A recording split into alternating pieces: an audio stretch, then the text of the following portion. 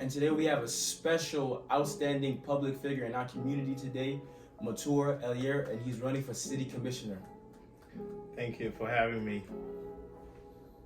Okay, where did you come from? Tell us the story and the background for everybody that wants to know the man himself. Thank you, Kier. I was born in South Sudan during the Civil War. I flee to a refugee camp in Ethiopia. I spent about 10 years there, and I came to America in 2006. We settled in Philadelphia area, a little town called Phoenixville, and went to high school there. Went to Penn State University. I moved to Fargo back in 2014, and had work as a social worker for 6 years before getting a job as a director of equity and inclusions. And ever since, I have loved Fargo. Okay, what adversities did you face on your journey all the way from South Sudan to where you're at now? So when I first left South Sudan to Ethiopia, I was a little kid, and living in a refugee camp was not easy. I had to live on 1 meal a day, kinda, and the culture was not ours, so it was pretty difficult. Coming to America, I was 18, so I had grown, but to a new, different place where you don't know the language, where you don't know the culture, the people, you don't know the food. Yeah. It was not easy adapting. Our city is more diverse now than ever before. Our city have more population, and it's because of the job, and the most people that are coming here are people that look like me. And I believe that if we have one of us at the city level, a city leadership, that people will see that have lived experience of being a minority, I think that would help our city leadership adapt to the changes or to the population growth and the diversity. So, living. Can you go into more detail and explain that for people to understand what is cost of living and what is special assessment? Cost of living is mostly based on things that we spend our money on, like goods, like clothes that you buy, food that you eat, or health, or some bills. Every year they go up, and they get accumulated, and they get calculated to how much you make a year.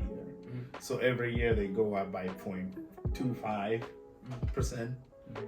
So that's the cost of living, and if it goes up, your employer need to increase your wages by that much too, and your landlord will increase your rent by that much too, not just by hundreds of dollars. That's like about 10%. Yeah. And I have another question. Okay, since me and him are more youth and a younger demographic, how can you engage us as a youth more to be in the community? I think involving you guys in every decision that we make, making you guys part of or present at the table when we make those decisions, I think will have us understand that your struggles that you're going through, and also bring in your perspective to what are the solutions. Because when you are taking part at the table during those decision making, you get to know that you have a voice there, and when you are part of your decision, I think you get to adapt it to that pretty well than having us sit at the table and negotiate. About, I always say, sit at the table and talk to the person. Don't talk about them. Talk with them. Like me talking about with you, I think is way better to give me more understanding about you than talking to somebody else about you. That was very beneficial information for all the youth out there that truly want to impact and change our community and just be a part of it. Like, isn't this crazy? Like, we're with a candidate that's about to be a city commissioner. That's how engaged he is in the community. He took time out of his day and out of his busy schedule to spend time with us and talk about social issues, social problems, and how we can develop and grow as a community all together. And that leads me to my next question. Okay, how can we practice group economics so the money can return back to the community? I think if we increase our wages, those wages will be spent locally within our community. How do we get it to be spent locally for our own businesses? So you go to a local shop that you know for small businesses. These small businesses make up a great part of our community. Yeah. When you go there, there's somebody there spending time there, selling good with just a little profits to just to stay open. So if we have more money, we go there, spend there, they will have to go out and buy more. And I think the money just recycled within our community. And then they profit, and then you get what you want, because you don't know how far they go to get these goods to us here. So I think utilizing our local shops like Now Grocery, like want to cook combo, I have to go to Now Grocery. I wouldn't be able to get it at Walmart. You know, so I think utilizing those, and I think we'll keep our money recycled within our city. Okay, and then just give us a fun fact, or just about Matuor. You know what I'm saying? Just a fun fact, what you like to do in your everyday life in Fargo. You know. I spend most of my weekend at South Sudanese Center. Yeah. They have like it's like a recreational center where you go play game, and there's like a little cafe there owned by Estella and Rebecca. You get chai from them, and you get double.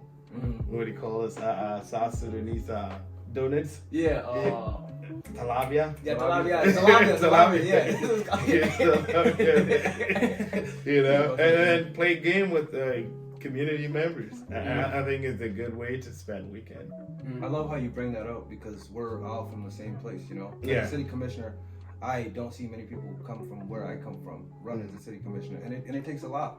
For us, it takes a lot, because we do a lot to get out of just to get out there. So since that separates us from other candidates, what do you think separates you besides cultural difference?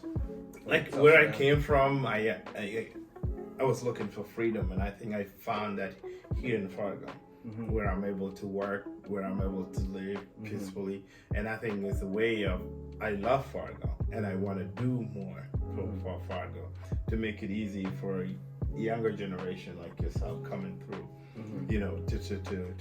to come in, and it's already done for you. And then you come out and pick up from where we left off to pass it on to the next generation.